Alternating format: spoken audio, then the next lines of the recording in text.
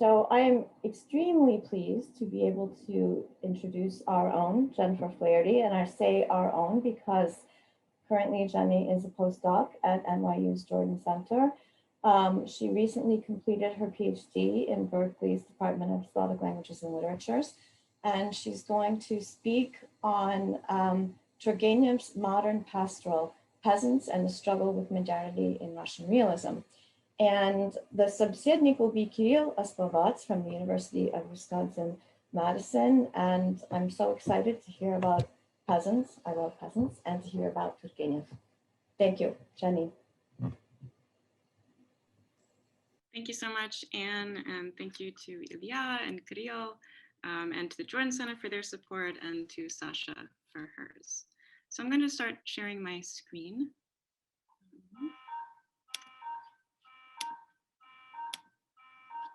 Okay, here we go.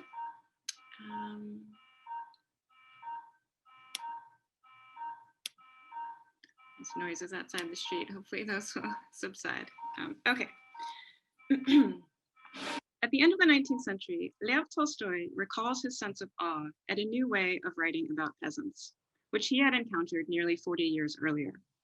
I remember the tender emotion and delight produced in me, a 16-year-old boy who could hardly deign to believe his eyes. Anton Garamuika was for me a joyous discovery of the fact that the Russian peasant, our benefactor, and one is inclined to say our teacher, could and should be depicted without mockery, and not in order to enliven the landscape.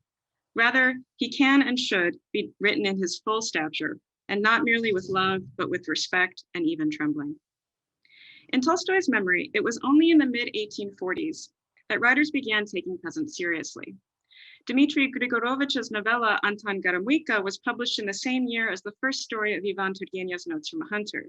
Grigorovich contributed to what contemporaries recognize as an exciting new phase in literature, but it was Turgenev's work that garnered the most widespread praise for depicting peasants from a fresh perspective. After reading the 1858 French translation of Notes from a Hunter, Georges Sand declared in a letter to Turgenev, "You are a realist, able to observe everything, a poet, able to adorn everything, and an expansive heart, able to sympathize with and understand everyone." Turgenev's realistic yet sympathetic depiction of peasants in Notes from a Hunter also impressed Russian readers, as varied in their commitments as Alexander Herzen and Afanasy Fiat. In the years that followed the publication of Notes from a Hunter, Turgenev emerged as a premier novelist who represented Russian realism in its first mature phase. His experiments with narrative techniques since his first short story in 1844 intensified as he turned his attention to the peasantry several years later. Published serially between 1847 and 1852, Notes from a Hunter follow a nobleman roaming through the countryside and discovering that peasants are unlikely to tell him their stories or use conventions that he can understand. The cycle marked a pivotal moment not only for literature, but also for the social context which Turgenev sought to address.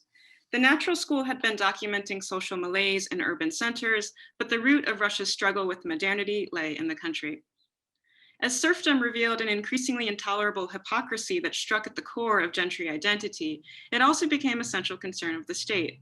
Turgenev's letters during the pre-reform years describe his view of the impending emancipation as a personal liberation from, quote, the stigma owner of souls. Amidst the growing populist sentiment of the late 1860s, Turgenev published a memoir of the pre-reform period in which he explains his departure from Russia and the writing of Notes from a Hunter as attempts to criticize serfdom, quote, with more strength. In 1842, Nicholas I issued a decree that strengthened a legal path for peasants to acquire an intermediary status between serfdom and freedom. Turgenev supported the modest reform with an article written for the Ministry of Internal Affairs in the same year. He wrote, quote, like all of us, they, that is peasants, exist under the protection of laws, but unconsciously. The Russian peasant does not consider himself a citizen, end quote. Initiative was the mark of freedom, and it came from a sense of personal dignity that was in turn produced through education and protected by law. Published a year after emancipation, Fathers and Children echoes a belief in personal dignity as the crux of freedom through the character of Pavel Petrovich, who opines to the new generation that the nobility's, quote, self-respect, samouvajение, provides a model for peasants to assert their own rights. The novel treats this liberal view of freedom ironically, but the need for self-affirmation along with freedom for an identity outside serfdom in Turgenev's case remained a deep-seated concern in mid-century Russia. As Russia prepared to shake off the weight of serfdom, the spirit of progress dominated intellectual culture. It was this spirit that inspired writers like Turgenev to critically and physically distance themselves from the serf-owning milieu that had shaped them. By tearing themselves away from what merely exists, young Russian idealists devoted themselves to what ought to be. As Friedrich Schiller phrased it, pre-modern people acquire a sense of self from the world that surrounds them. But moderns can only, quote, strive through culture to approximate the ever-receding goal of, quote, infinite greatness. And here is Schiller again. Only the latter, that is moderns, possess degrees and display a progress, end quote. The narrator of Notes from a Hunter reflects his own commitment to progress by asking nearly every peasant he meets whether life under serfdom has improved with more liberal-minded landowners. He hopes that even without institutional reform, peasants are able to pursue a better life by following the model of a peasant horde from the cycle's first story, who earns the nickname Weasel for negotiating a system set against him. At other times, the cycle's narrator looks to the past and asks whether life was better when patriarchal traditions guided landowner-serf relations more firmly. Seeking assurance in the future as well as the past, the narrator avoids acknowledging the present on its own terms.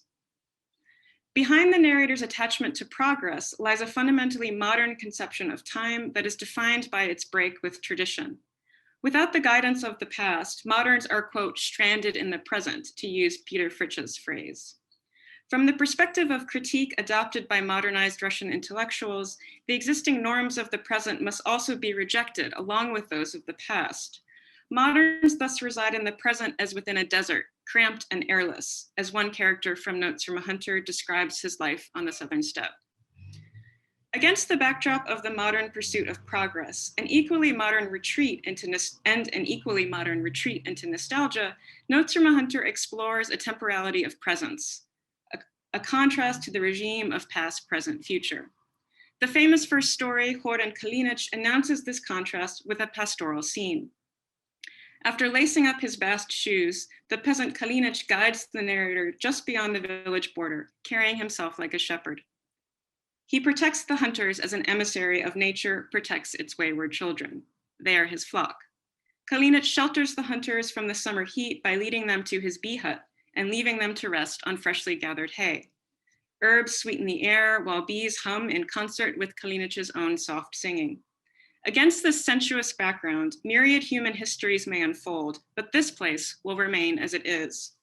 The hunters settle into a time where they can eventually do nothing but sleep. But Kalinich stays alert. The pastoral present is his home, neither cramped nor airless, but shaded and quenched.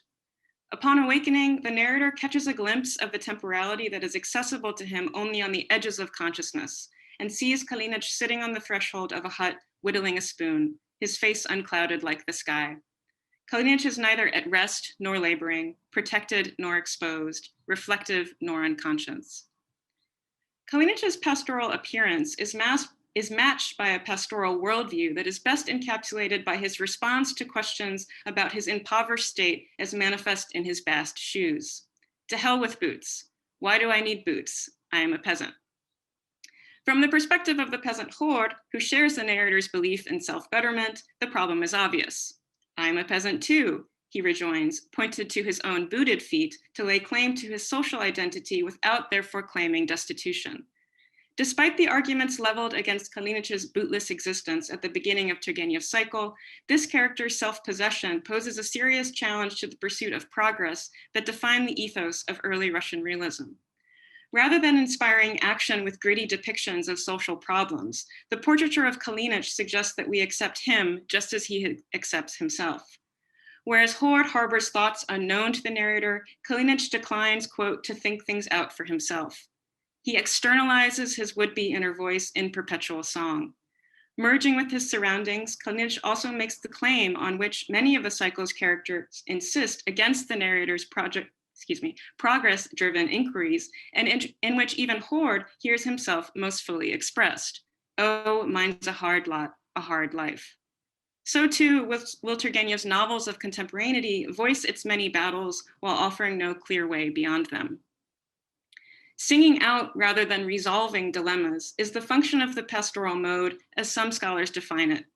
Common interpretations of modern pastoral echo Schiller's assessment that it, quote, does not accept the necessities of time. Modern pastoral generates a timeless present only by turning a blind eye to modern life and the historical consciousness that defines it. Schiller's view underlies interpretations of Turgenev's modified pastoral in Notes from a Hunter as an ironic treatment of romantic pantheism against a backdrop of social conflict. But apart from this escapist model, Paul Alpers defines the pastoral mode in terms of human vulnerability, rather than natural innocence. Pastoral speakers recognize their humble place in the world with tranquility and sometimes sadness, but their acceptance of the present does not entail a rejection of history. Rather, as Charles Segal describes it, the pastoral present is, quote, a suspension amidst disturbances, end quote, that does not pretend to resolve the tensions which are in fact quite fully recognized in the gesture of acceptance. This is an acceptance, I want to suggest, not of social order, or not only of social order, but of time, primarily. Kalinich's pastoralism rests not in his nearness to nature, but rather in his temporal stance in the present, which invites an oftentimes painful confrontation with vulnerability, to historical change, to social dependency, and, central to the poetics of Turgenev's narrative, to a uniquely modern transience from which pastoralism is only an apparent escape. Schiller hoped that the modern poet's, quote, restless spirit could find a way to maintain its dynamism within pastoral stillness, in part by discerning, quote, in our lost childhood, what we should once again become, end quote. Schiller's injunction to shift perspective on a naive acceptance of the natural world from mockery to respect recalls Tolstoy's account of the achievements of literature in the 1840s toward a new view of the peasantry. Schiller writes, quote, we feel ourselves obliged to respect the object at which we formerly smiled.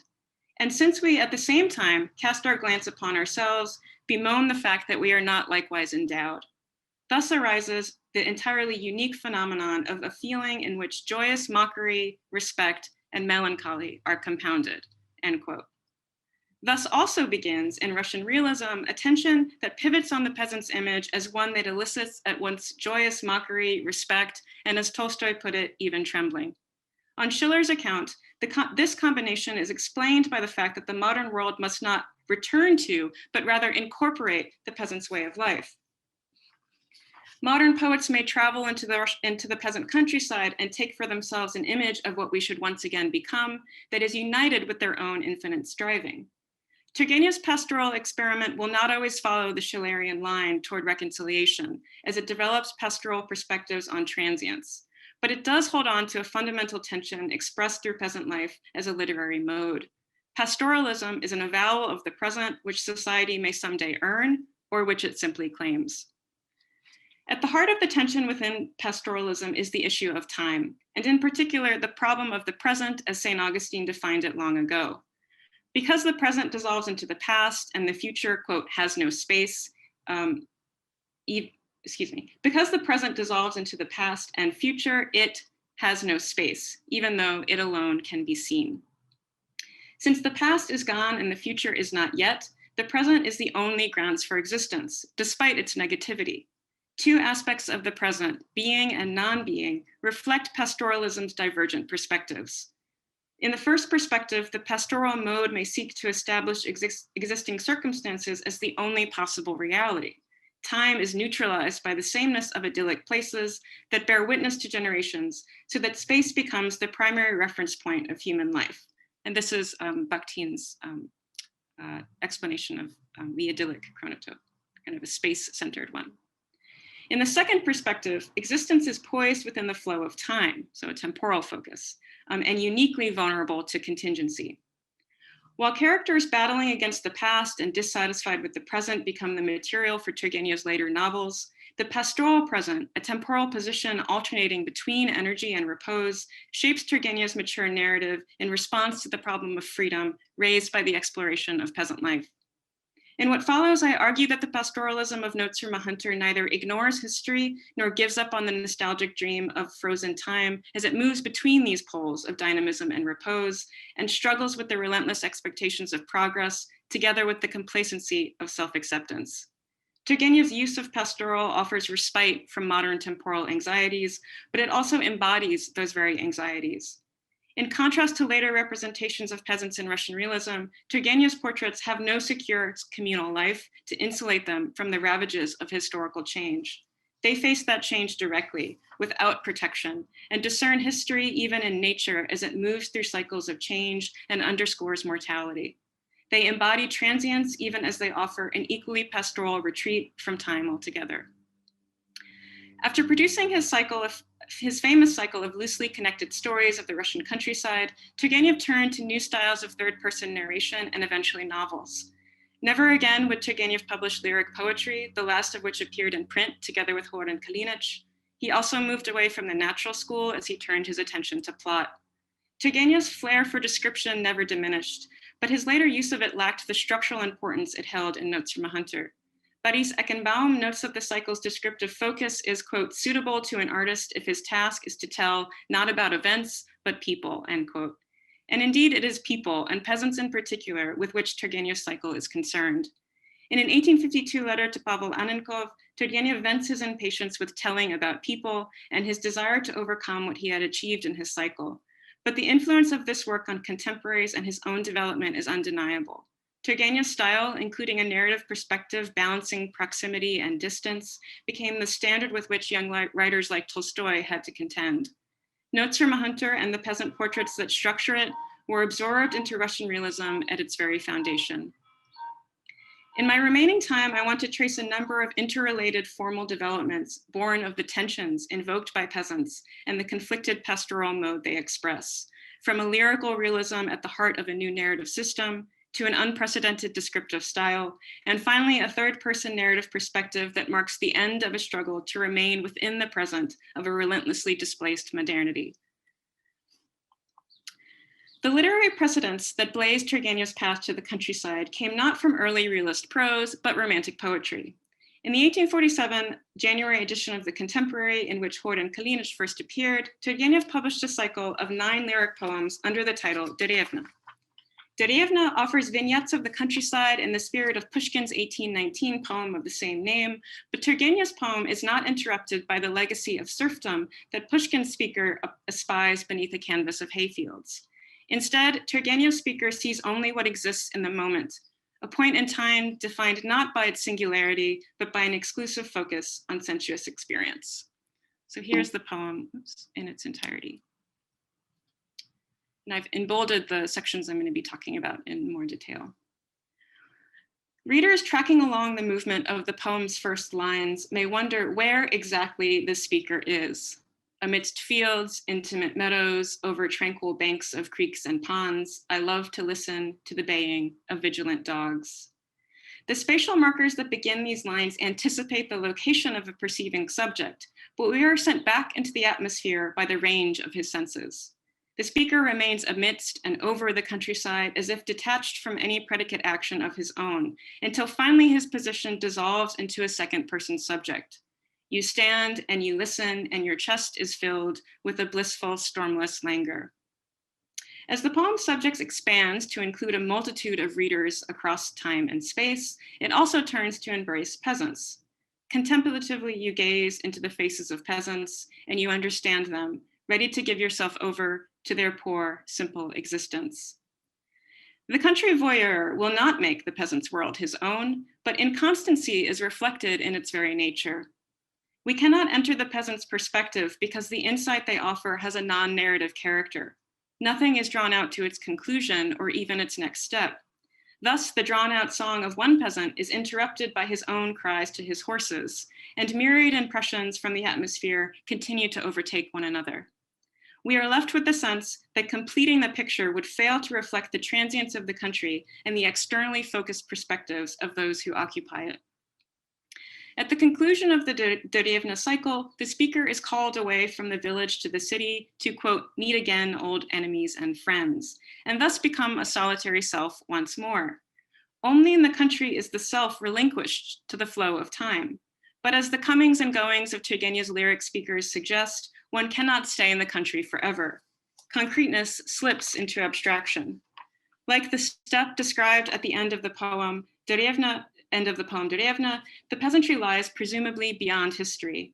But rather than generating a typically idyllic sense of security amidst change, the temporality of the countryside evokes restless movement, an uncapturable there known only to those who occupy it. Such attempts to secure identity have unexpectedly destabilizing effects.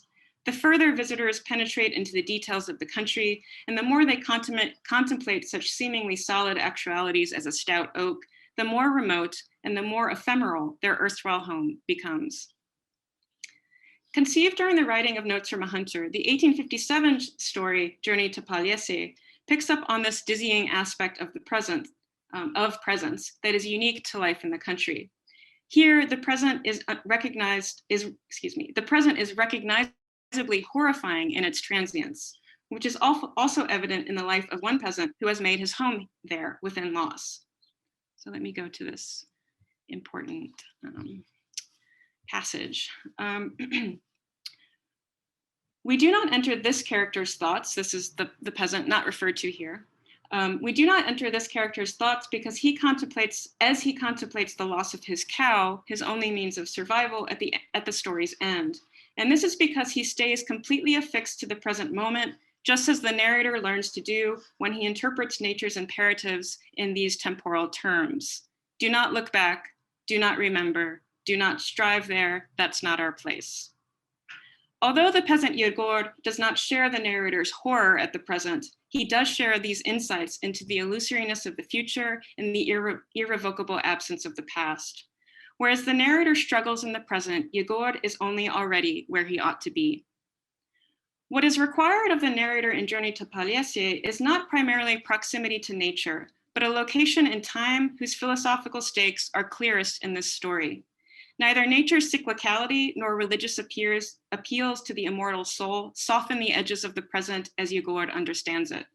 Although we are told that Yegor, like Kalinic, does not like to give himself over to contemplation, he does perceive the world around him with an enviable degree of alertness, when, for example, pointing to a bird that, strain as he might, the narrator cannot see.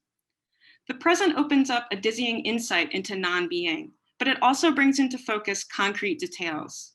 Inner reflection falls away as thought occupies itself solely with perception. But thought itself does not therefore disappear, nor does language. Rather, the language that flows from the present is as disconnected and potentially endless as the impressions it traces, underlying Yegor's silence just as it does Kalinic's song.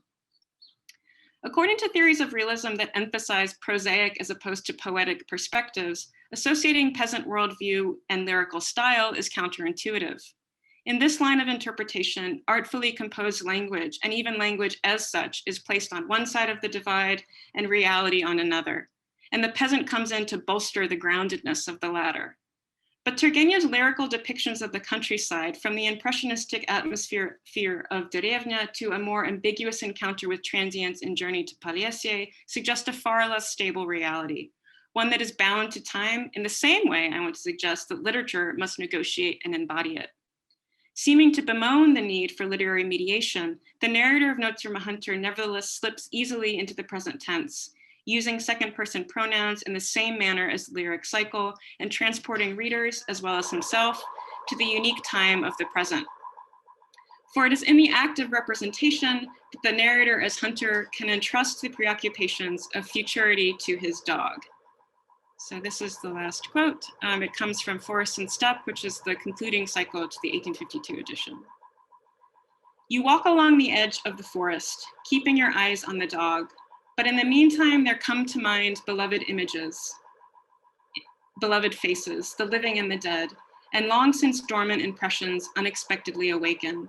The imagination soars and dwells in the air like a bird, and everything springs into movement with such clarity and stands before the eyes. In this passage, a long view on time emerges from within a heightened sensitivity to the present. But rather than becoming absorbed into universal significance, an individual life collapses into the mere moment that it truly is. The past is gathered up into the present in a gesture of self-possession that sits easily with continued attention to the concrete details of the given moment. What emerges in the mediations of literature, which are marked throughout the cycle by the narrator's reference to his own activity, as well as the use of reader as subject, is precisely this broad perspective on time that does not escape transience and contingency, but rather glimpses into their very core. Finding a home in the present requires a shift in modes of perception from inward reflection to external observation. But these modes may also blend together. In an 1850 letter to Pauline Viardot, Turgenev describes his aesthetics in these pastoral terms, quote, a sense of calm that contains desperate emotional outbursts by communicating to them clear outlines, a beauty that is real and ideal, end quote.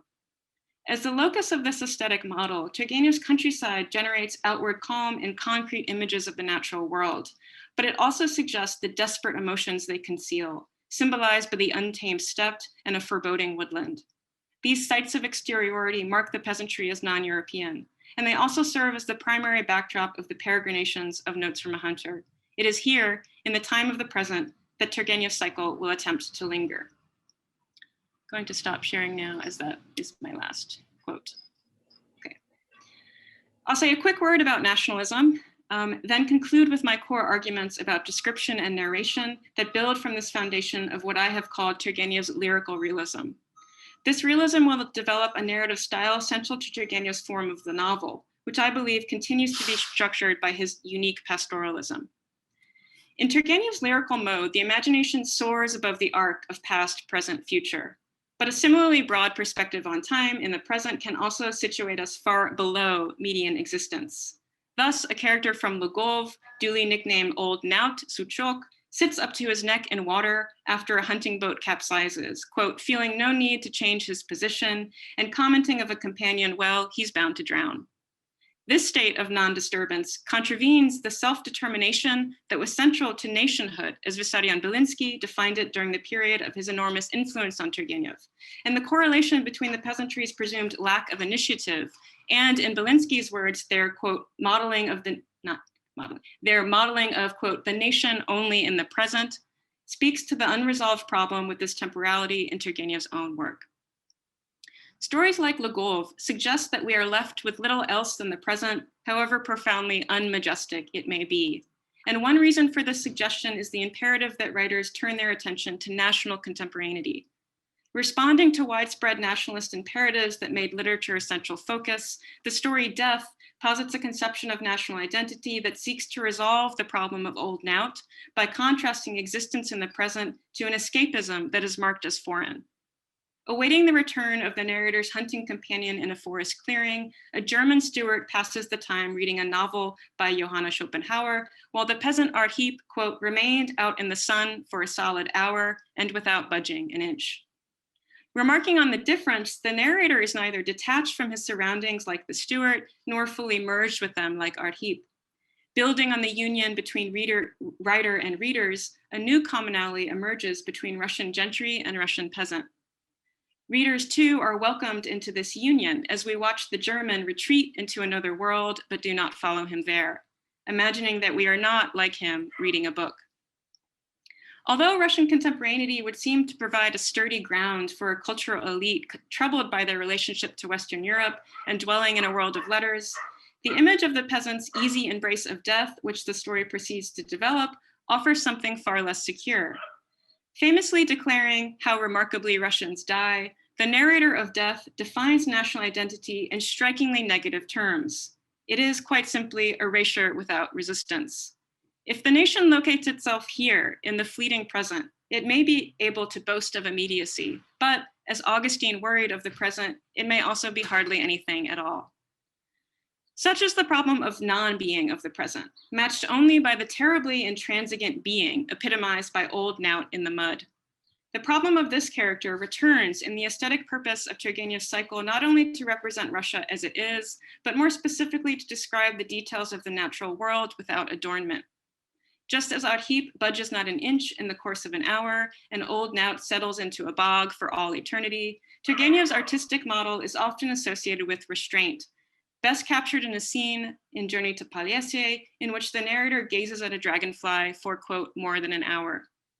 Thomas Newland describes this descriptive focus in Turgenev's writing with the help of a metaphor that comes from the later novel Home of the Gentry.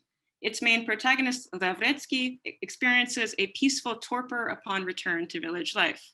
Quote, "Here I am as though I were at the bottom of a river," end quote.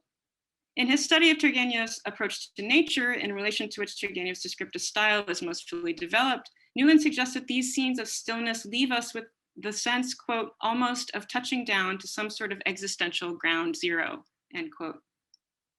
The bottom may not be pretty, but it symbolizes the very inverse of that aspect of the present that Turgenev's lyricism had explored, namely the solid ground of being itself that could perhaps give some stability to modern life.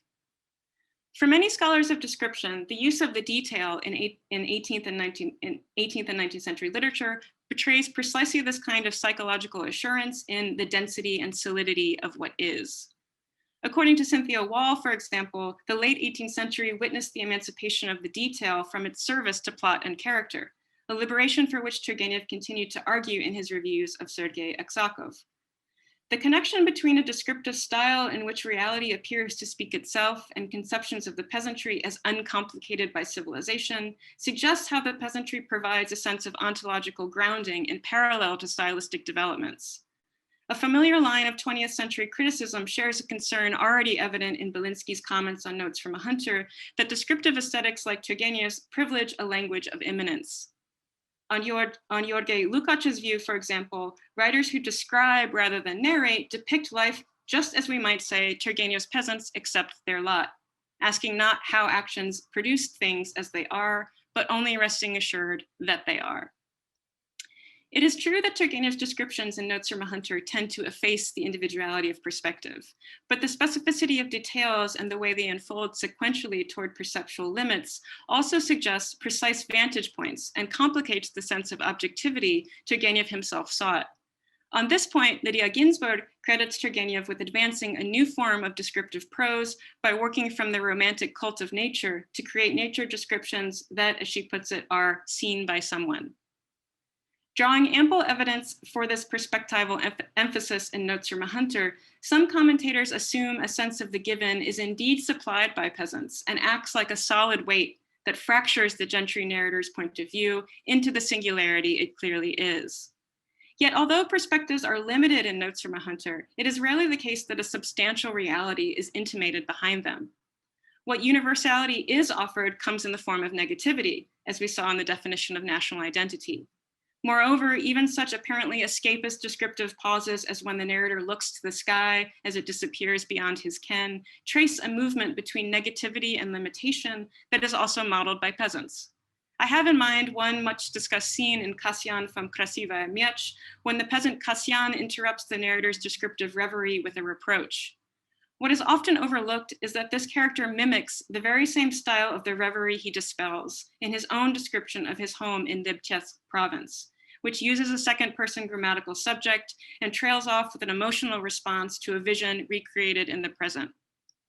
Kasyan looks back in time with the same hint of nostalgia that runs through Turgenev's lyricism, and he also wonders about a future in which, quote, each man lives in contentment and justice with one another, end quote. But ultimately, much like the narrator, Kasyan returns to the ground on which he was lying face down when we first encounter him, busying himself collecting herbs and muttering, "But it doesn't matter where I am." Kasyan follows the model of Kalinic in becoming other to himself, in the same way that the narrator detaches from the goals of hunting in order to dwell in its experience. It is the heroes of Turgenev's later novels who have no such self-relation. In my final argument, I posit that the temporality of presence that was once expressed by description is transferred to narration, where an authorial figure removed from the twists and turns of plot and the dynamics of human emotion watches as time undermines the projects of his characters and imposes limits upon them which they themselves cannot discern. Between characters who do not know of time's assault and narrators who know only that, there exists the form of the novel that will bring them together across this new divide. To return to where we began, Kalinic models a pastoral portrait in which the makings of a novelistic character are absent. Kalinic has no ambitions or thoughts of his own, and thus no heroic potential and no interiority. A version of the superfluous man in his passivity, Kalinic is also the very opposite of the idealist who exceeds reality in ideas, but does nothing with that excess. Externalizing his inner life by singing and merging with the environment he so clearly perceives, Kalinic has no such excess, and thus requires no narrative position other than an external observer, who, as Belinsky complained of Turgenev's narrative position in Notes from a Hunter, describes, quote, only what he sees. But what keeps Kalinic from supplying a fertile ground for a character also suggests the makings of an author, in Bakhtin's sense of the word. That is, as a relational category removed from a temporality that can only be described as modern. Bakhtin makes no such historical correlation, but his preoccupation with futurity and striving as the main obstacles to, quote, coinciding with oneself, suggests the experience of modernity as it is so often described. Whereas Bakhtin argues that only the gaze of another can delimit the future-oriented self, and that only the structure of art enables a temporal orientation detached from striving, Turgenev's pastoral experiment considers the possibility of actually living in such a way that, quote, my own experiencing is present for me.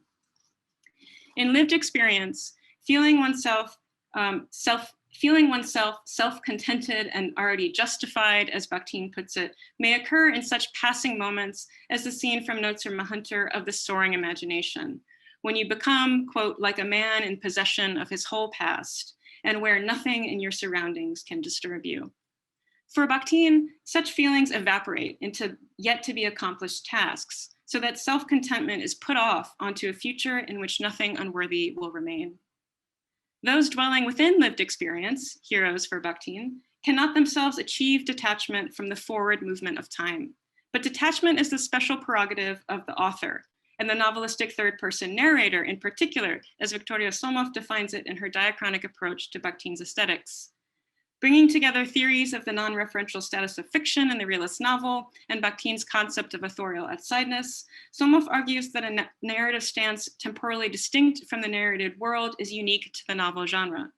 The third-person narrator of 19th century realist novels becomes the author in Bakhtin's sense when a fictional plane of existence is established that breaks free from the spatial temporal limitations of ordinary, or one might say, modern existence.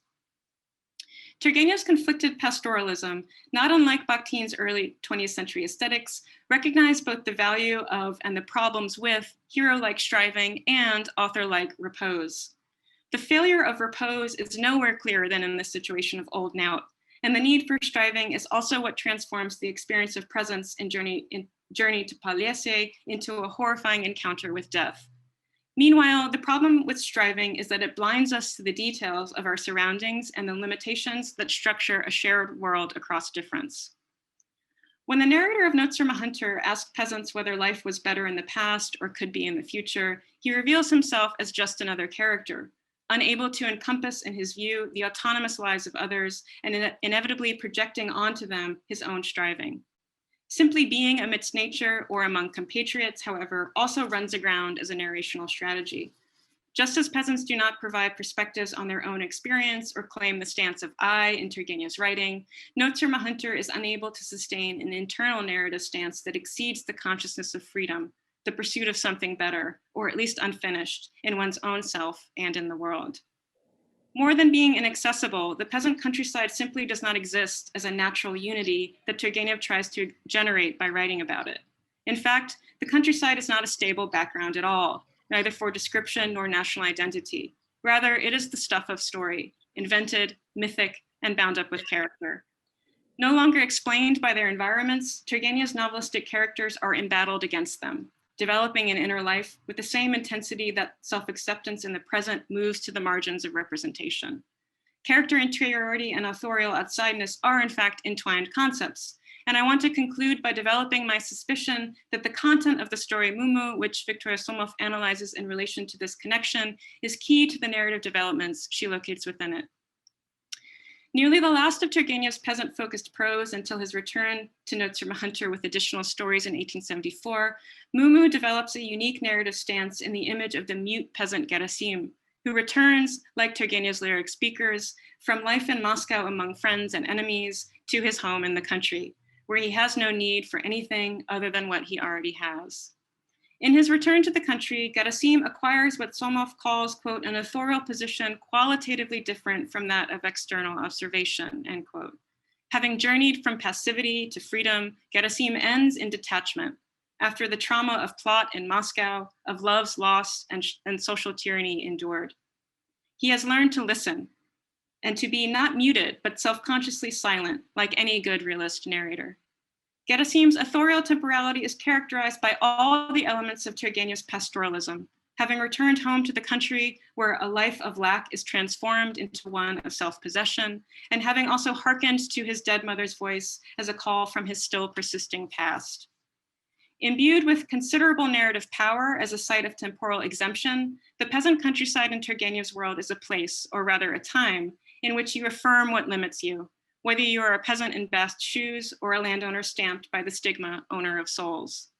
We may deny our limits, as perhaps all moderns must, but doing so compromises the lovingly indifferent and comprehensive picture of ourselves that, at least for Bakhtin, can only be gifted from without.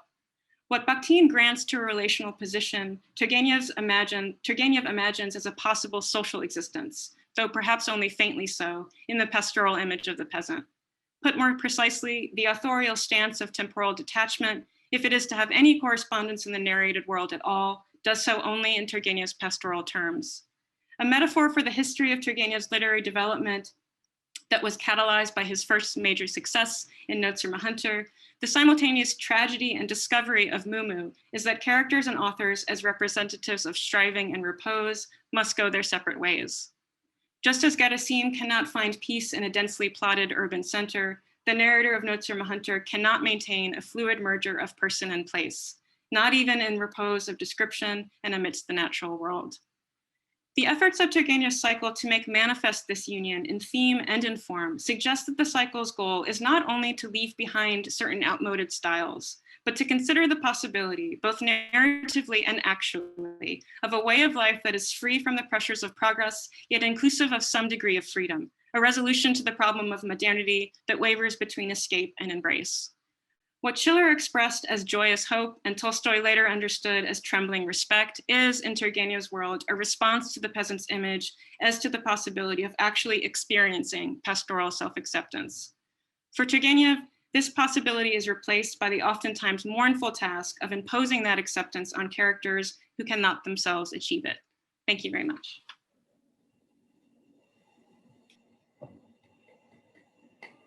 Jenny, thank you so much for that beautiful talk. And now we will turn to our собеседник, Kirill Aspawat. Kirill.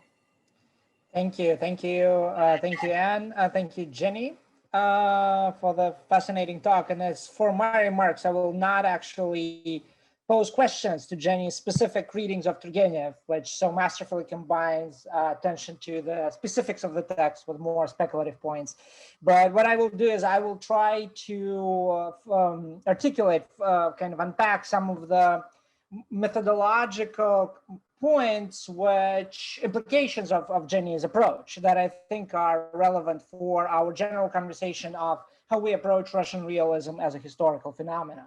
Right, and some of those points might be things that a lot of us are thinking about right now, but I really think it's important to articulate them at some point. So, and the first one is, of course, that a realist depiction of the village in this case is sort of works as a Jamesonian national allegory for as one thing, so that peasants and other characters that we see in those representations are not only images of reality, but ciphers for modernity as a historical experience, but also as a theoretical object, right? So though through those images, just as well as through more abstract philosophical or critical text, modernity, as experienced by the people in the mid-19th century, is turned into a theoretical object, which is then kind of analyzed through concepts such as nation, and Jenny talked something about nation, but of course,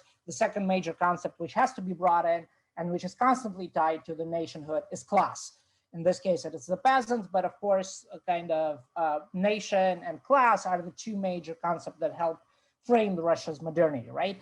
And this seems obvious, but this is something that we encounter constantly when we deal with the contemporaries' reactions to those texts, as well as the author's meta commentaries on them, right? Those texts, like Turgenev's, are constantly perceived by contemporaries as something which allows them to understand their own social and personal condition, to inscribe their own experience into the experience of modernity, right? Not only Russia's place in modernity, but modernity as such. This is my first point. The second is something that I think is very important, and again, productive for other cases as well, is a recourse to Schiller's theory of the sentimental and the naive. The major aspect of this theory is that it roots specific modes of contemplation nature and of describing it, right? Specific genres, such as the idyll, the pastoral. It roots all of those modes of representing nature and representing reality in a particular state of civilization and society, which is basically, again, modernity. So we only look at nature, we only describe nature, we only read descriptions of nature of a particular kind because we are modern subjects, because we are part of a particular society. So this immediate connection of aesthetic activity with a particular, not only with a particular social reality outside of us, but a particular theory of this reality that we have, of a particular understanding of the social reality of modernity that we develop, is the basic reason why I think Schiller's theory can be very productive for our own explorations of realism, which obviously based on it, right? One of the major elements of the Schillerian theory of the sentimental is that the contemplation of the countryside by an urban dweller, which is what Turgenev does and which is what Jenny has been speaking about. So this is the essential Schillerian sentimental gesture. This is what Schiller defines as the sentimental, right?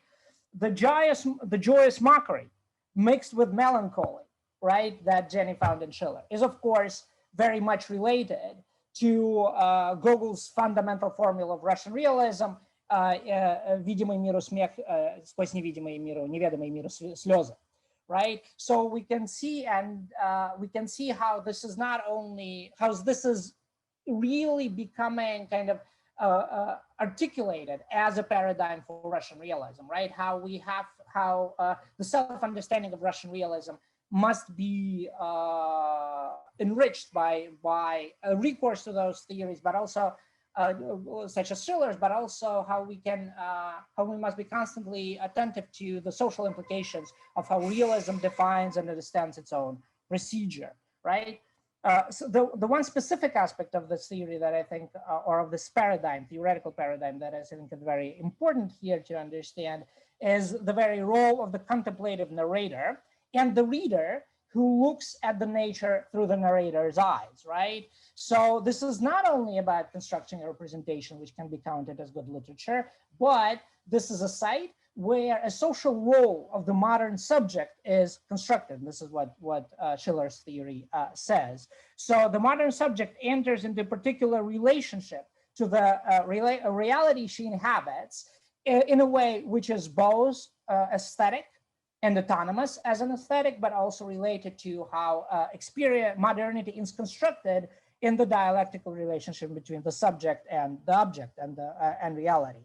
Who is watching whom? Why are we watching nature in this particular way when we read a particular writer? Who's watching whom? Who is subject and who is the object? All of those relationships are understood and practiced by writers as part of a paradigm, of a social paradigm, as a paradigm of society. So this is something that I think we need to keep in mind. And then the last kind of points following from there is which particular aesthetic modes do we encounter, right, in those cases. So our basic term that we operate with is realist prose, and obviously because that's what we're dealing with. But the one implication that I would like to push back, and I think Jenny's talk pushed back against very powerfully, is that realist prose is usually thought of as something different from sentimental poetry. And we now have a paradigm where they are not different, right? And this is, I love the way Jenny brings in poetry, specifically Turgenev's poem, but also Pushkin's poem, Derevnya, that Jenny mentioned, that our understanding of what defines realist prose can also be modified here, right? I love the claim that Turgenev's cycle poem Derevnya can be seen as a poetic model for the kind of realist prose of the Hunter's Notes. Why poetry? Why do we need poetry here, right? What does it do? When Schiller defines the sentimental in 1795, he builds on the experience of the 18th century descriptive poetry, right? Such as Thomson the Season or Goldsmith, which is the model, Goldsmith is the model for Pushkin's Derevnya, right? So where you have a poetic observation of rural reality from a standpoint of a poetic observer, but this poetic observer is not a figure of absolute lyric solipsism, but a social figure of the well-off urban public contemplating their economic relationship to the countryside. And this is very much explicit in Thomson's Seasons, for example, right? So the poetic emotional experience of such an observer becomes a site, right? Becomes a central site for the fashioning and articulation of the modern urban subject in her relationship to the economic reality. And this is why this poetic mode, descriptive poetic mode, which obviously is not something we pay a lot of attention to, but which flourishes in Nekrasov, who is kind of a major author who brings it alive in 19th century Russian poetry. So this is why this poetic mode becomes a major paradigm of realist representation and realist prose. And those are my points. Thank you. Thank you very much, Kirill. I think we will open the floor to questions and discussion now, and Sasha will be moderating the chat for us. Sasha? Yes, thank you, Anne. So the chat is open. If you would like to speak, you can either send us a message and we'll read the question aloud, or just drop me a note asking to speak and I will call on you and ask you to unmute. It looks like we already have a question from Alexei Vdovin. Alexei, I can ask you to unmute. Yeah, thank you, Sasha. Thank you. Thank you, Jenny, very much for your wonderful and inspiring talk. And it's great to see you developing this wonderful topic.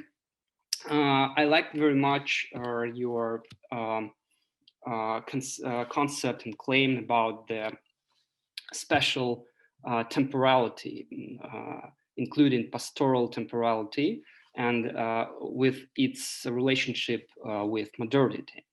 And in this respect, I wonder, how do you see the place of other estates and, if you like, classes, and here I second Kirill's remark, place of classes and other estates in the cycle notes of the Hunter, because you mentioned the conflicted pastoralism, you mentioned the past, present, and the future.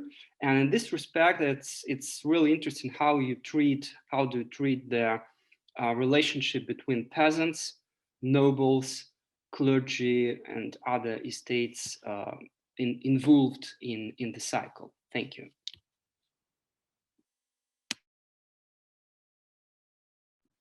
Thank you so much, Alexei. Yeah, that's a really great question. I think that, I mean, it helps me kind of make explicit to myself what I think I was doing, or where I got eventually, which is that rather than associating different classes, and specifically this, this formidable binary of nobility and peasantry with the other binaries, right, that proliferate in modernity and in its temporality as well. So in this case, being in the present, that's the peasantry, and then being sort of future oriented or backward looking towards nostalgic, and that's the sort of modernized nobility. I think that where I got was actually to see that, you know, that this tension actually sort of cuts across the classes and is within and projected onto the image of the peasant itself, that very image. So that rather than sort of being this clean escape from something that the nobility might be suffering sort of in isolation, I think that in fact, right, that they sort of express that very tension and are as much within this modern dilemma of time as anybody else, but perhaps kind of exaggerate it by the hope projected onto them that they somehow have escaped or offer some kind of alternative. I think it's really interesting to bring up the so that's the kind of binary that I struggle with as you know, in working on this topic, and I'd be really curious to hear, you know, in the ways that you've struggled with it as well, or work with it, because you sort of find yourself, you know, well, it's true and it's not true and it's limiting and it's this and it's that, but yeah, I mean, I think that including the other classes as well, as I mean, part of what's so fascinating about Notes from a Hunter is that there are no, I mean, if we want this kind of clear, stable binary, we don't get it, because nobility is put on the spectrum and peasants are very much put on the spectrum, where you have everybody from, you know, Adno-Dvatsi to, you know, to Turkish-born crown serfs, to people of unknown origins, and that kind of messiness seems to be something that he's very interested in. So that in part is, I think, how I got to, rather than a kind of association between class and temporality, of a kind of a broad scope, and that messiness itself being interesting in terms of nobody escapes the dialectic, nobody escapes the contradiction. And in fact, there's something about wanting that kind of clarity that I think Turgenev's representation is challenging a little bit. Thank you again.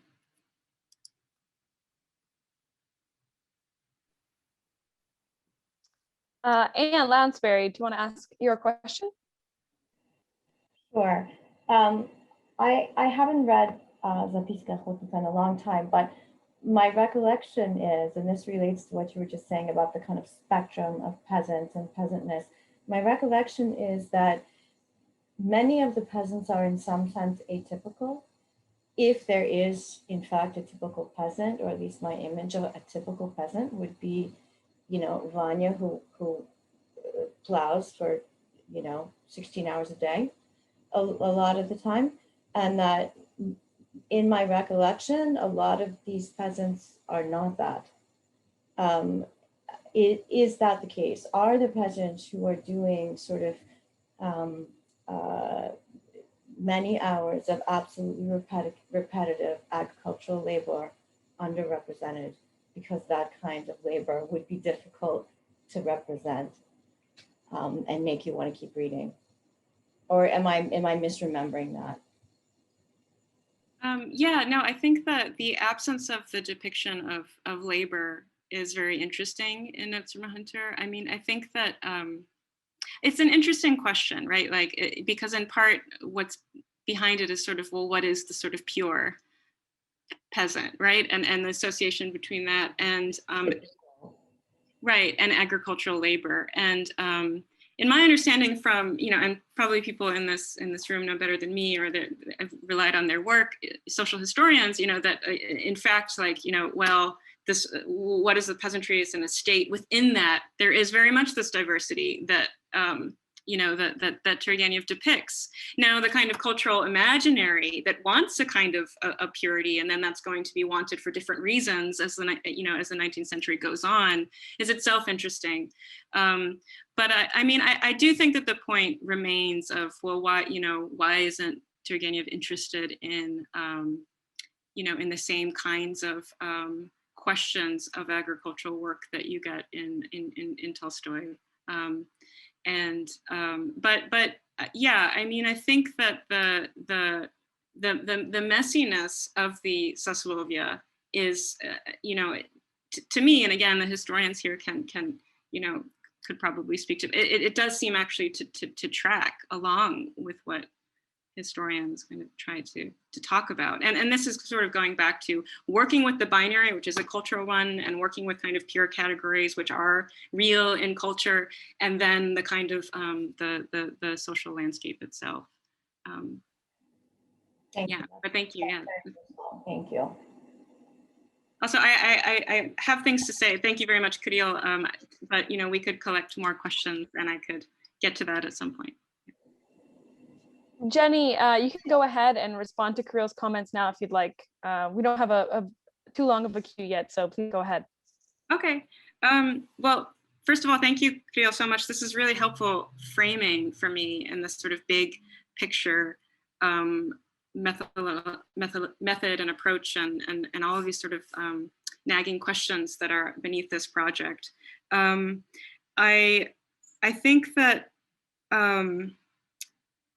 especially as part of what I understood you to be saying, this is sort of the construction of modernity as itself a feature of reality, and you know, part of what I'm interested in here in making a claim for a kind of lyrical realism as the foundation of, you know, insofar as Turgenev is so central to this moment of the maturation of realism, is central to that, you know, one other way of talking about that is the ideal, right? And so that sort of what we see, and particularly in this sort of sensuous descriptive mode where we're trying to see only what we see is modernity, which is an idea, right? So we're sort of, we're in this loop of, and then as you put it later on, between subject and object, which I think is really, and this is part of what's going on, is the formation, the construction of the subject in relation to object, which is really helpful for me because this is where the project develops after that,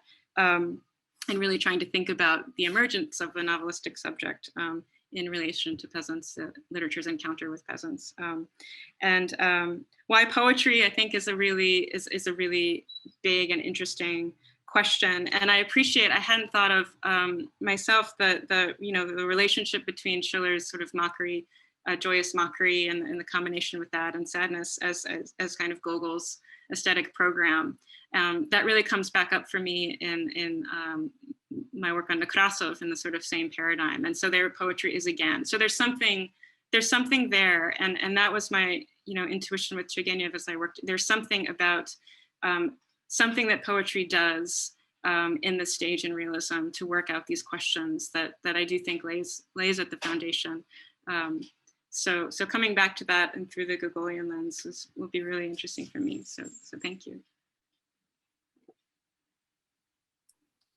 Great. Luba Goldberg, if you want to go ahead and ask your question, I am asking you to unmute now. Thank you very much. I apologize for not having my camera on. I'm on the phone and sort of itinerant as the hunter in the sketches. Jenny, this was wonderful, really, and wonderful to see how this project is developing towards a kind of, you know, thinking of Turgenev as a critic of modernity and as a thinker of modernity. And as you know, I'm interested in Turgenev in maybe two ways: as a writer of nature and as a writer of history. And your talk seems to, you know, is really great at putting these two Turgenevs together and allowing us to think about them together. So I have two questions. One has to do with your response to Alexei's question about class and this kind of amazing realization that the dynamic you are describing cuts across classes, is in fact everywhere, right? Is in thinking about and in the self-representation of every estate, except with the encounter between the nobility and the peasant, it sort of becomes foregrounded, right? And that led me to think that perhaps what you're also saying is that class itself in Turgenev is foregrounded as both stasis, right, or repose, right, and striving, as both a product of a certain historical narrative of both development and a kind of prehistory and the futurity, right? Because it's especially in that period that we think about class as on the verge of being undone or developing in some directions that we don't know yet, right? And on the other hand, class is a kind of given, right, as a static category. So I wondered if you could respond to that. My other question has to do with this really kind of fascinating realization that I think mostly you hinted at the end, and that part of the talk was so rich that I'm just worried that I didn't quite capture it. So I'd like you to replay it for us or clarify. And that is this idea that Turgenev's famous tentativeness, right, the kind of care with which he steps back, is in fact not tentativeness at all, but something that he learns from the observation of the peasant and from the representation of the peasant as sort of accepted from the historical, right? So is that indeed the argument that at a certain point, Turgenev is no longer an observer, but a kind of, I don't think it's an imitator right? It's not that, right? But something about this observation of the peasant allows him then to embody this position as a narratorial position, which is a very striking argument because the peasant is a kind of unsuccessful narrator in so many ways. Yeah, so I'll stop there. Thank you so much. Thank you so much, Luba. Yeah, this is great. Okay, so the first, I love this idea that class itself is torn between repose and dynamism. I think that situates it within the historical context in a whole other way, and that opens up a lot of interesting avenues for me to think about. I think that and I trying to fold that into my preoccupation as well with when you sort of talk about class in the context of this tension between dynamism and repose, is that class, at least from a sort of discourse on modernity and discourse on modern freedom, that class is kind of on the side of repose insofar as it is something restrictive of the unrestricted individual. But I think to think class in terms of a dynamic is really interesting, and I think fits into what I've been thinking about, which is part of the question, and this might sort of feed into the next point as well, is sort of how do you enter, not tentatively but boldly, sort of grasp the dialectic so that through class you make your self-assertion and make it dynamic, and that it's really I hadn't thought about locating that class, and this gets back to what we were talking about earlier in response to what you had brought up, that that there is this messiness to the estate system, and that does that sort of then bring us to this threshold where class can be something else, right? It can be something that affords in its being grasped, that affords that kind of self-assertion that speaks to rather than squashes the dynamism of the individual, is really interesting. Yeah, and so to recapitulate the end argument a little bit, that is that Turgenev's famous tentativeness is actually not, I think that to a certain extent, yes, I think that it kind of develops from or all these different vectors, right? Poetry being one, and very much in conjunction with the observation of the peasantry from this poetic place, that how you turn, how you sort of claim, you make tentativeness into a position that is quite strong and formidable against modernity, yes, but not just in the sort of typical romantic nostalgic way, something else, something that could then fit into this dialectic that I was just talking about in class, and in different ways. But I think in another way, it remains tentative, precisely because it goes to the margins of representation in the narratorial position of being outside. It feels tentative almost when you're sort of trying to do both, when you're trying to have a character who's also an author, when you're trying to have the narrator who can kind of see around his own back, and he can't. And so I think in a way, if there's a tentativeness there, it is the sort of breaking up. The movement, and if we want, we could think about it, I think, in the movement from poetry to prose and the breaking up of the first person, that it's no longer this lyrical stance of the I that's going to dialogue with the world around it, right? It becomes this temporal disjuncture.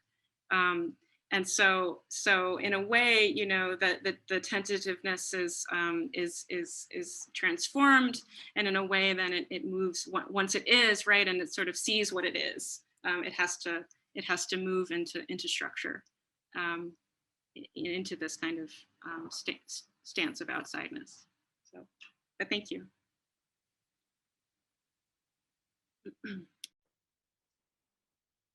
Great. More questions?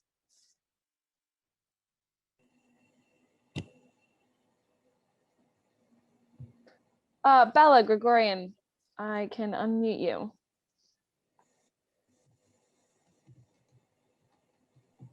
Okay. Hi, thank you so much, Jenny, for this really rich and interesting talk, and also thanks, Kirill, for the really stimulating comments. So I've been thinking about a couple things.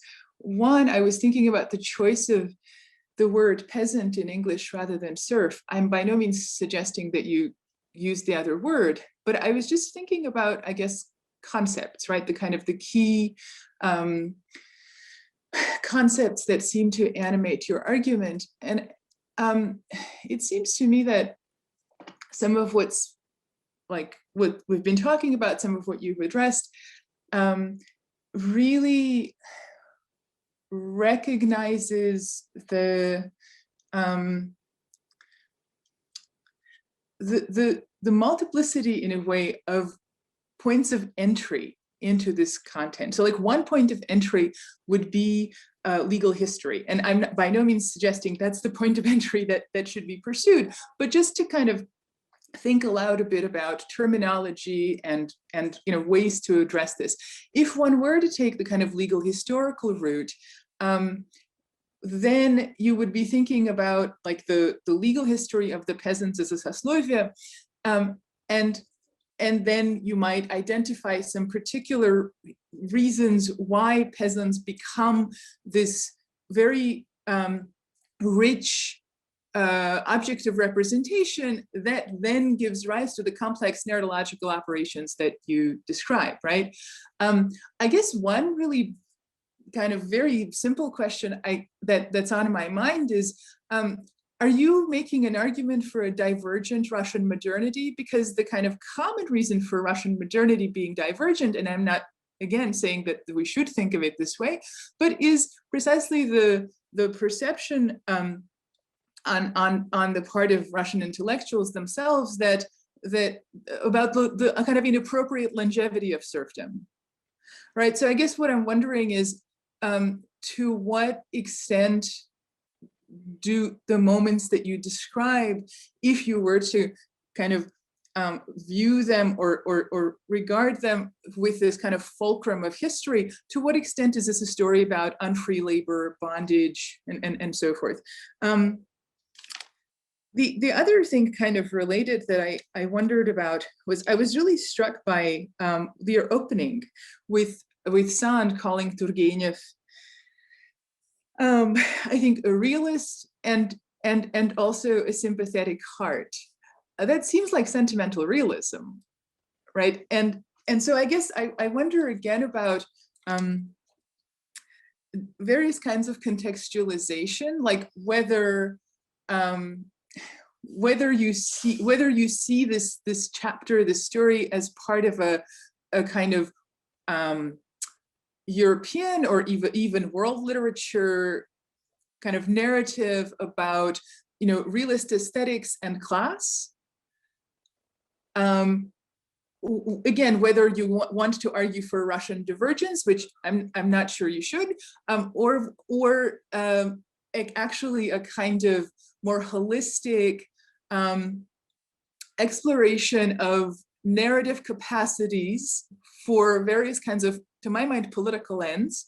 You know, and then it maybe begins to make more sense why the peasant is foregrounded. And I guess the last thing I'll say is just this. And I'm sorry, there's a bit of noise, of street noise on my end as well. But I wonder if you could say a few words about the sort of, I guess, the perceiving consciousness in Zapiski Охотника. Because I wondered if you could speak maybe more about the kind of, I mean, what Sand seems to be noting is actually the perceiving consciousness being trained on the peasant in a way, right? And I'm wondering, I guess, if that's also part of your argument. That in other words, in some sense, the narrative point of view, narrative shapes, characteristics of various sorts are trained when the lens is directed towards this particular object of representation. Like, is that in some sense at the root of where you're going with this?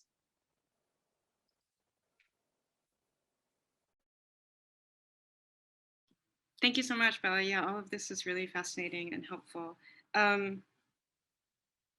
So to the first point about peasant versus serf, I think, yeah, I mean, it's a well taken one. In part, you know, the larger project here is peasant because I moved from after Turgenev, I'm moving to you know, post-emancipation.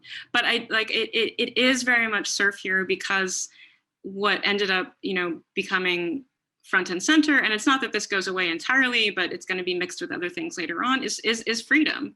And so, I mean, it's the word inserfed, the word serf, you know, the situation of old Naut, you know, this is really particular, I think, to this, well, my reading anyway, of this moment.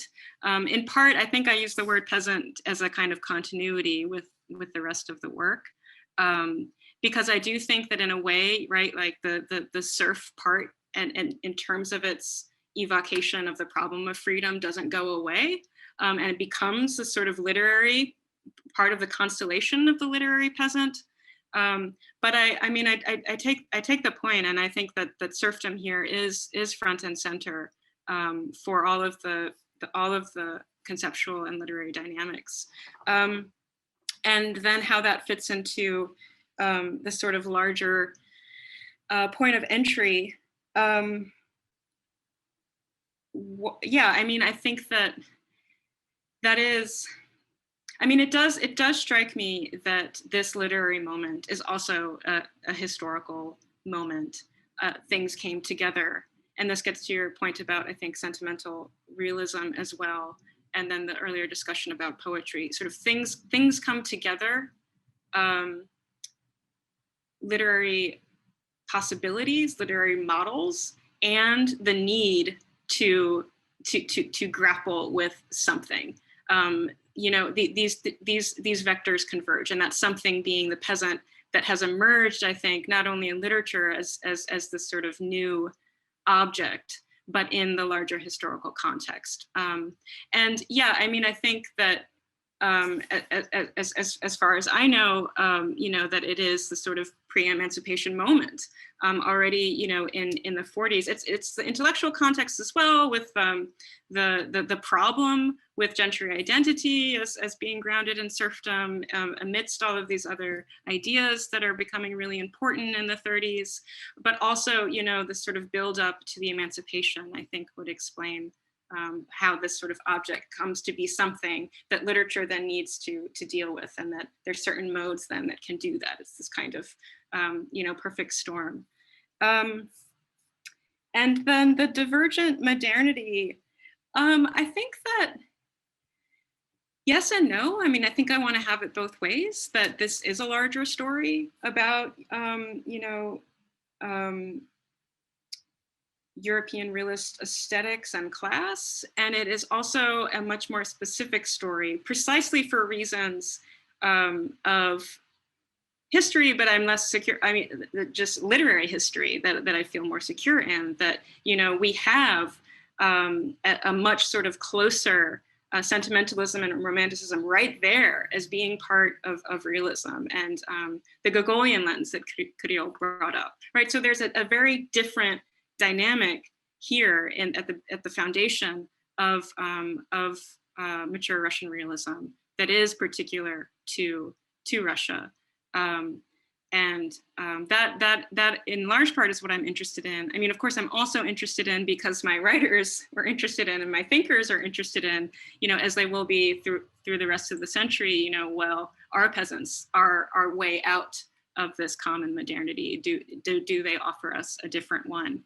And I do think that that's already here, in the romantic kind of rebellion against modernity, and the specific Russian lens on that. But yes, thank you so much for, and the perceiving consciousness.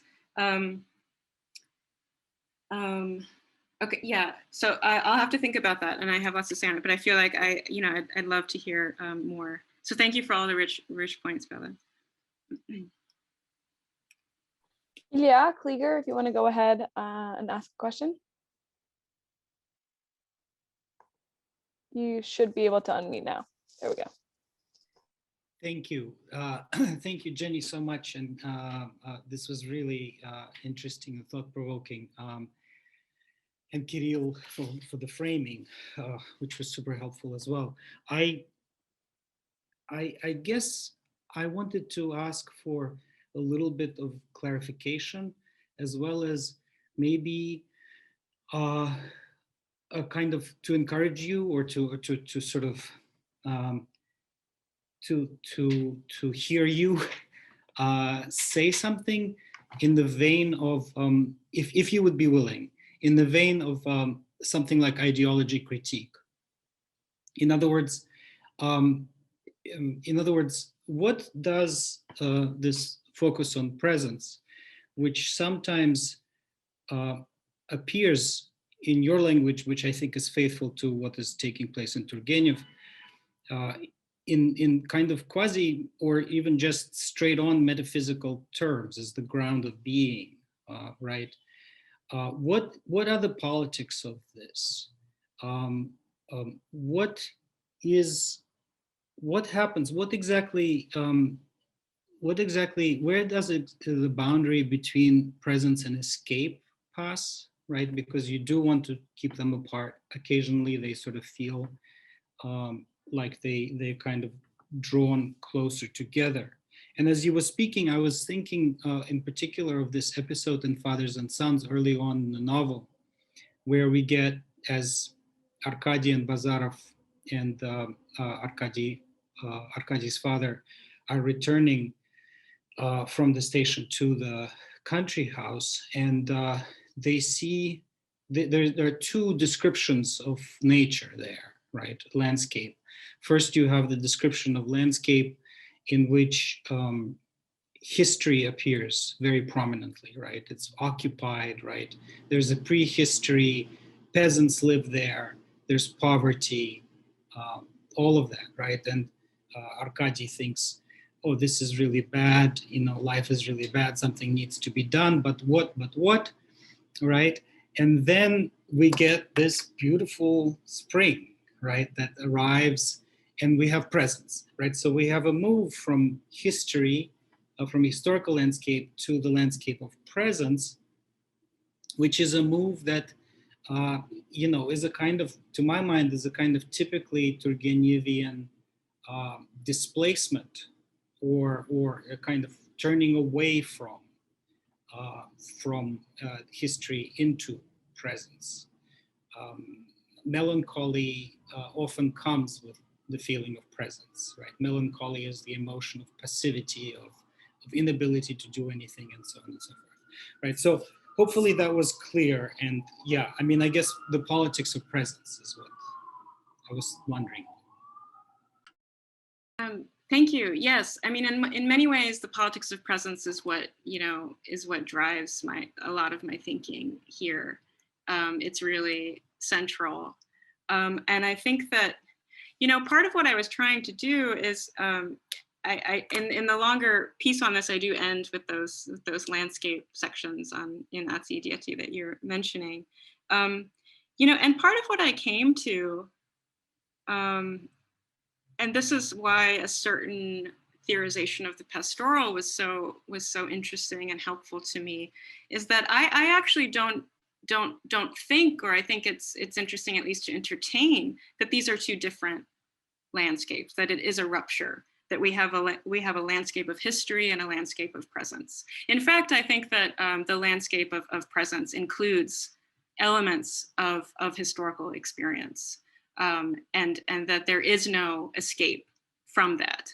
And that when we are out in nature feeling presence, it's not that history then comes down upon us like a hammer. In fact, we discover some aspect of historical movement, of historical experience, of modern temporality within what feels like escapism. And this is the kind of delicate, I do think it's a dynamic.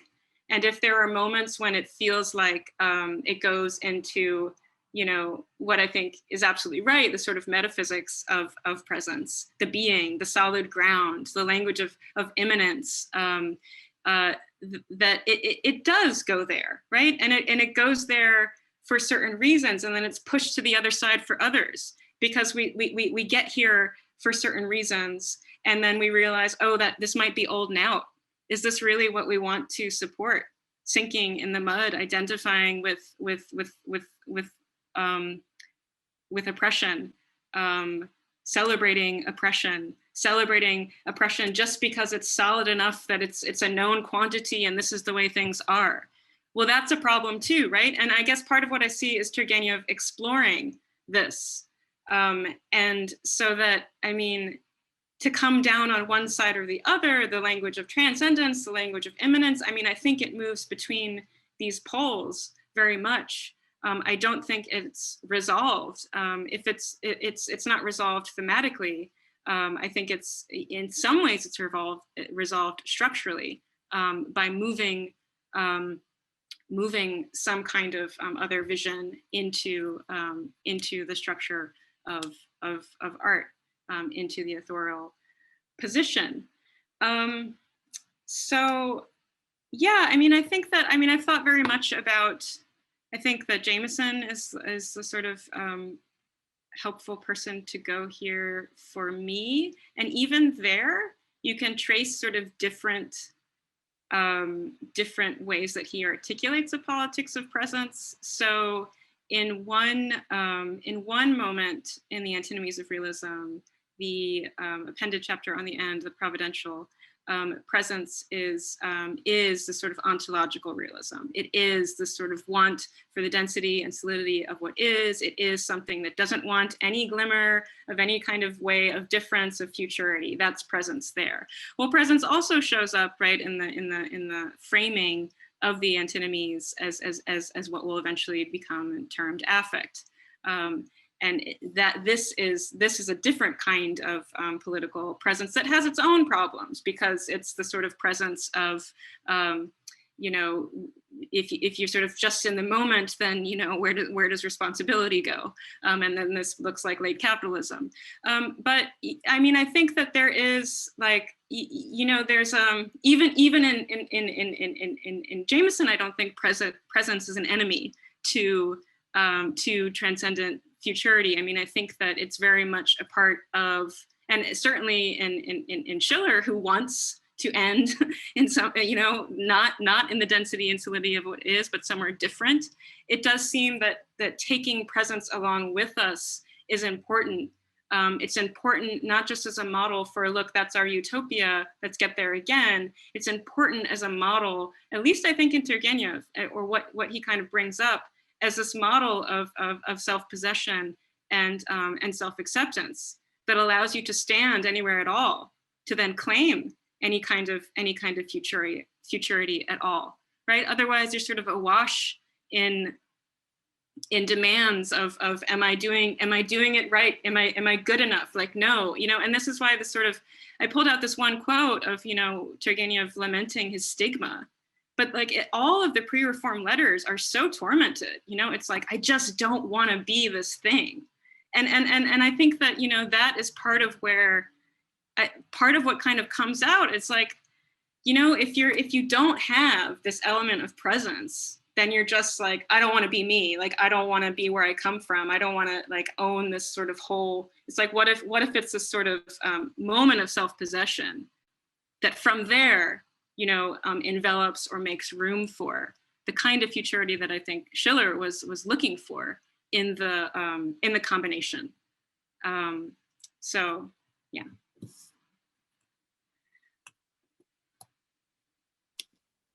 Any more questions from anyone?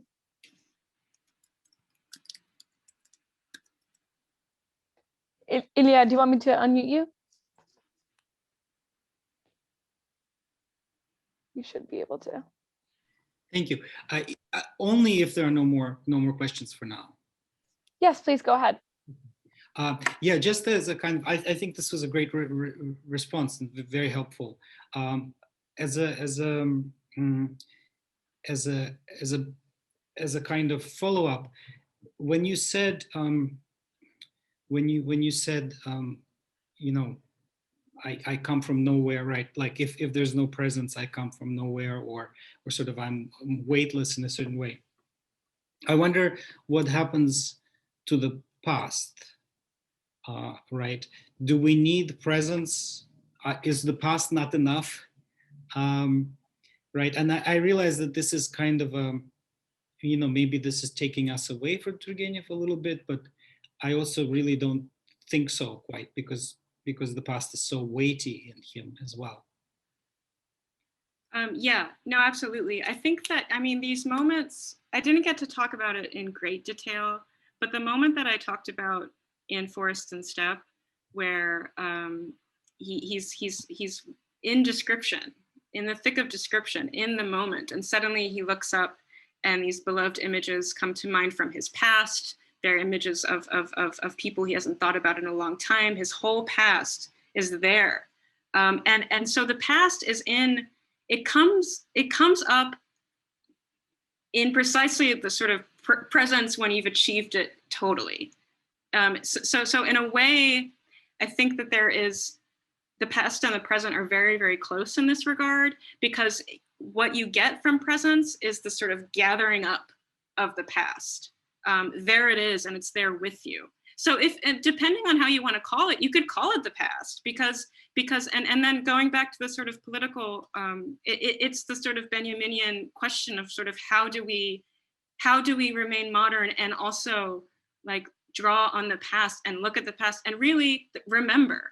Like that's the sort of political problematic in a way for one line of thinkers of modernity. How do you remember? Great, let's strive forward, but how do you remember?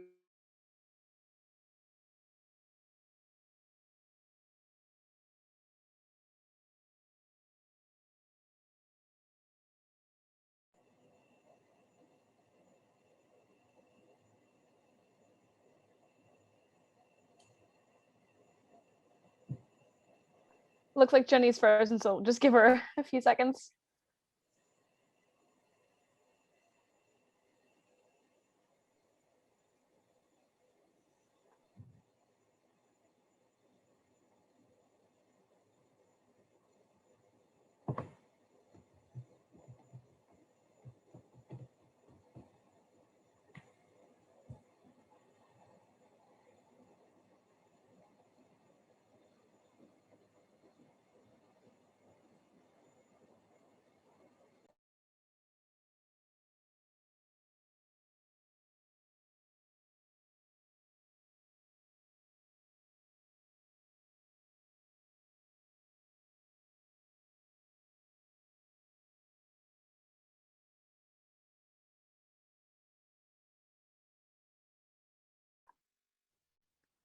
Great, she's back. Was it just me that went away? I wasn't sure if everything collapsed or just. No, it was just you. Okay, all right, that's good. I feel like make some joke about temporalities in order, but yeah, we'll bookend that for now.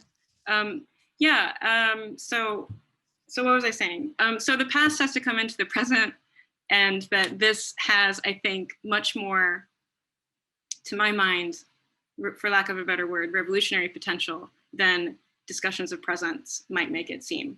And I think that both are there, I think, in Turgenev. And certainly the elegiac is everywhere in Turgenev. I didn't have much chance to talk about it.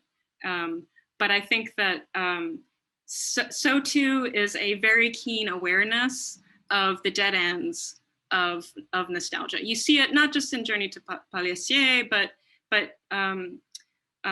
you see it everywhere, where somebody who fixates on a memory of the past or fixates on lost youth, that memory turns out to be false, or misleading, or whatever else. So, I mean, I think that the past is utilized in a certain way, and as much as we might associate Turgenev with this sort of full-on romantic nostalgia, like let's be in the past, like that's where it's bright and shiny. I think that that's constantly undermined in his work as well. So.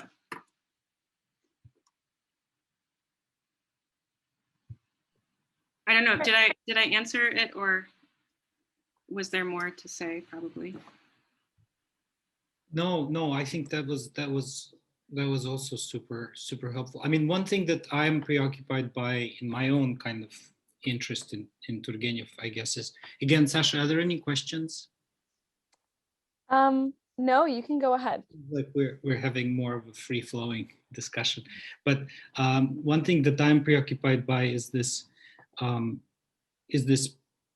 interest in death, right? I kind of wonder, everywhere, right? There is a certain way in which, and it's not death really, but death itself also narratively, but the imagery of death, the imagery of, as you say, transience, but really kind of like, this profound vulnerability, which I think also speaks to some of your interests clearly. So I guess as I read Turgenev, I find it difficult to see where that is not a function of, again, in political terms, where that is not a function of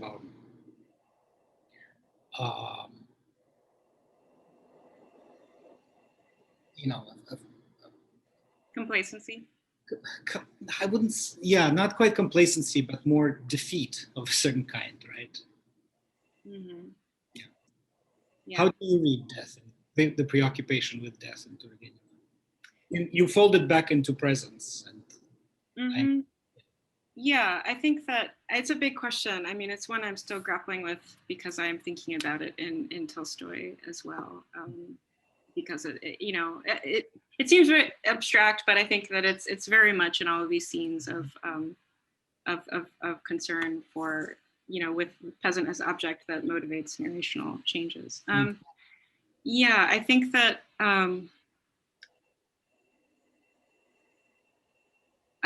that there's more to say about it than its mournful defeat.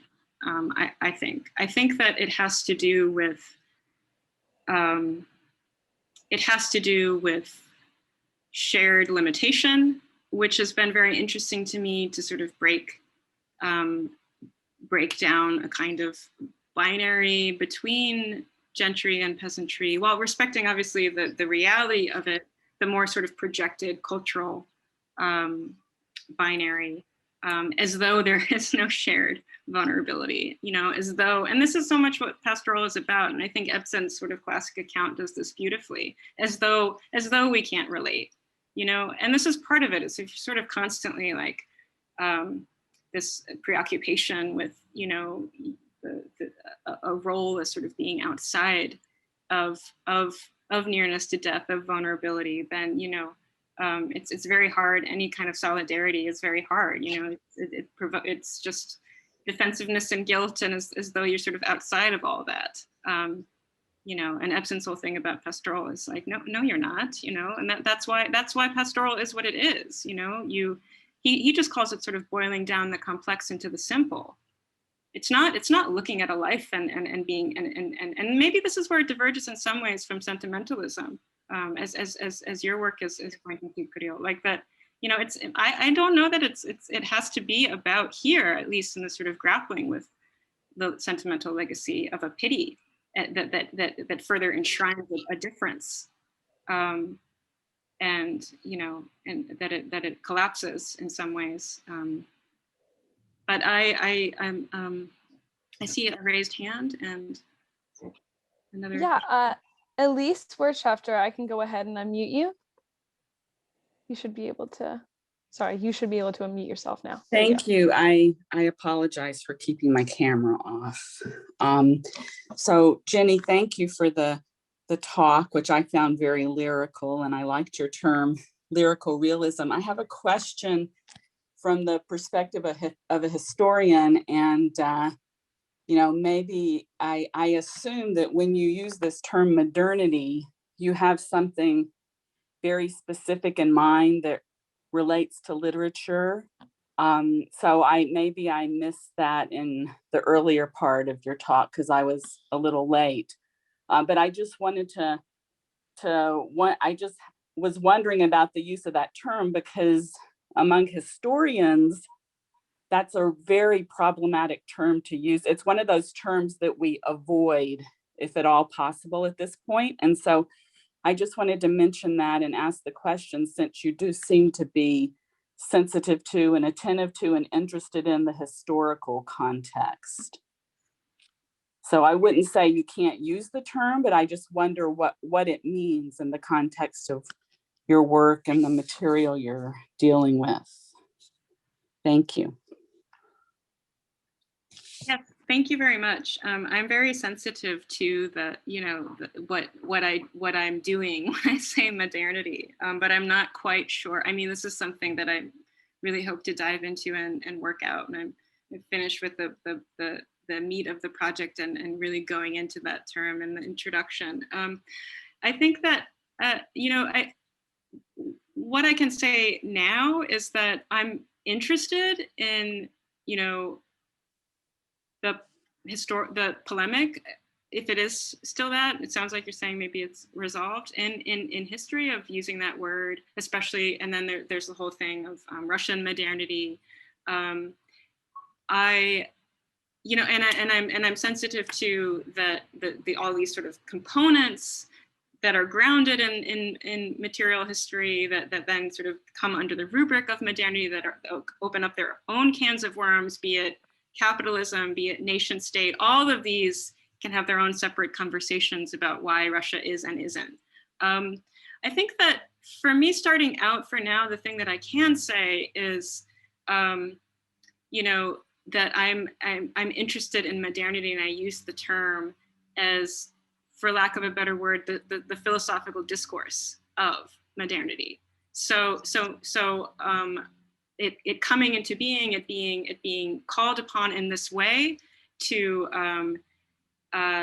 describe a certain dilemma of a felt sense of freedom versus necessity. So coming up, sort of being used in the first time in this way in Hegel, and continuing throughout, and then very much resonating with Russian writers and Russian thinkers in that regard.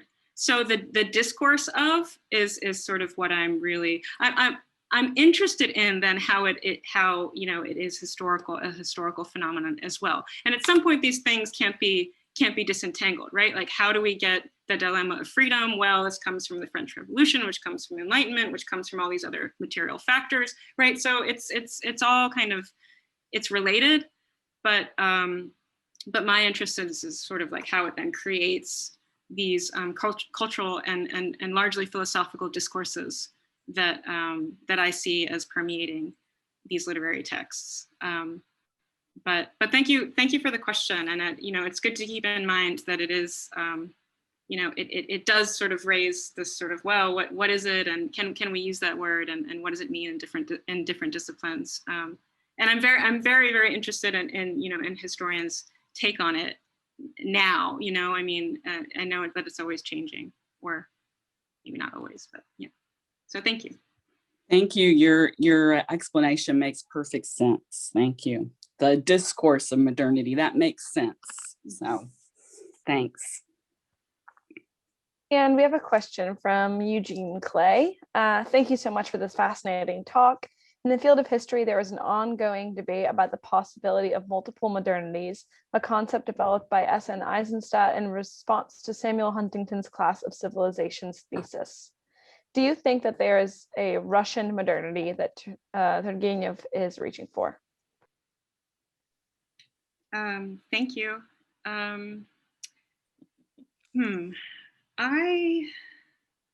I think that there is a Russian modernity because there's specificity and generality, like always, merged together in every case. As I think I was trying to allude to before, that I in response to Bella's question, I want to have it both ways. I think that there is a larger comparative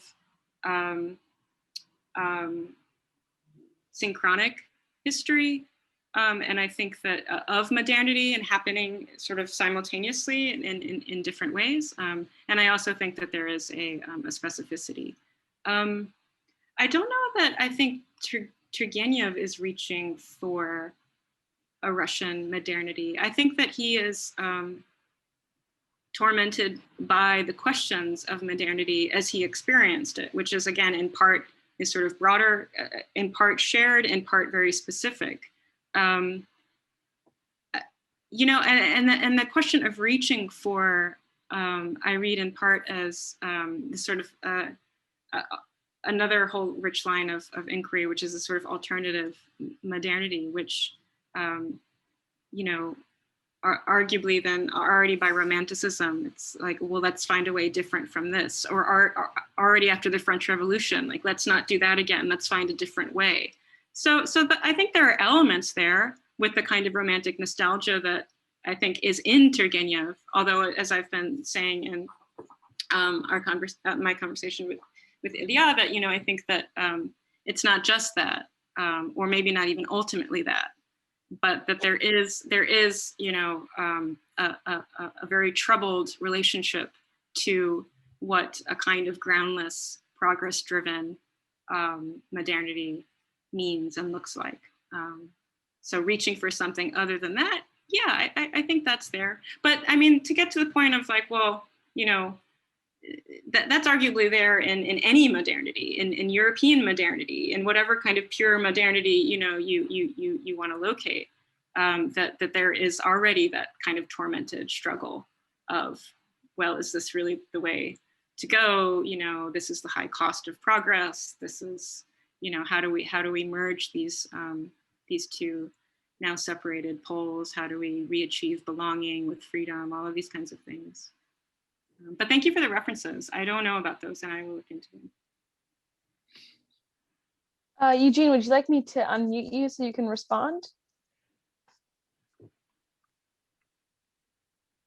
Great. Right. Thank you so much. It was really very interesting, and I've been thinking about the questions of modernity, but from a very different kind of perspective.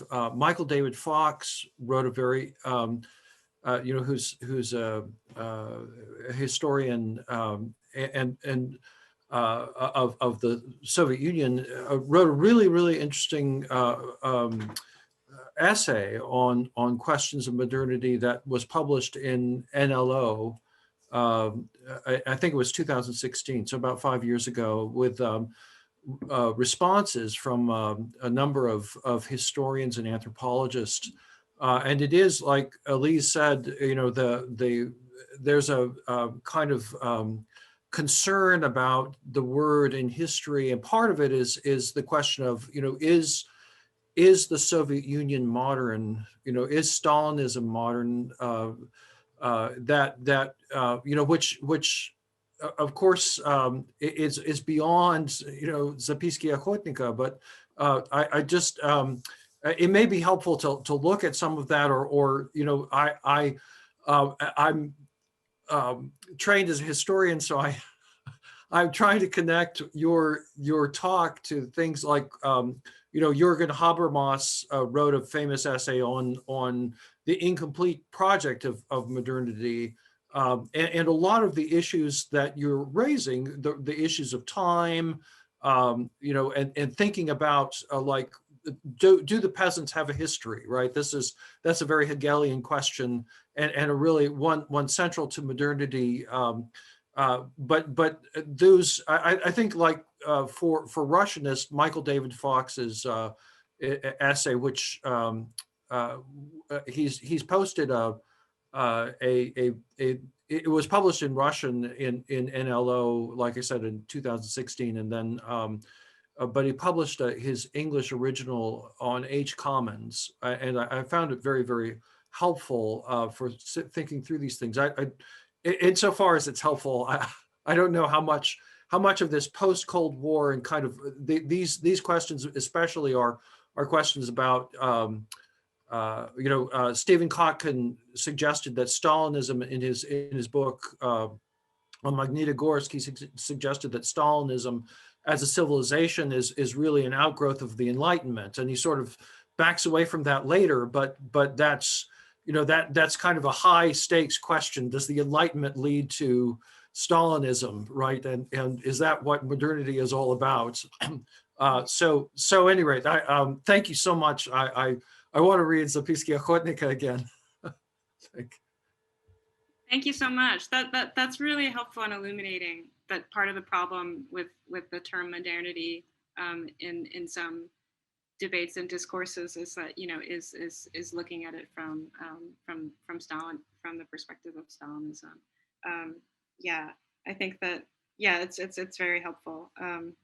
And, you know, I think, and it's interesting that in literature, and you know, maybe others who are reading on this can chime in or agree or disagree, but I find that much of the work that has the word modernity in it happened in a period of post-modernity, when that term had a lot of traction. And then people writing about modernity said, no, post-modernity doesn't exist. There is no post. We're still in modernity. And post-modernity is just a kind of apotheosis, or a very self-conscious point within modernity. So it's interesting that, you know, the parallel debates are, you know, from different perspectives are happening in history. And I do think that the context is important, in the scholarly context, that is, for when these words have traction, what they mean, how they come up, when these arguments get made, and why. So, but thank you so much for the NLO reference. That sounds really helpful. I'll definitely check it out. All right, we're coming up to 2 p.m. So unless there are any other last minute questions, I think we can wrap up.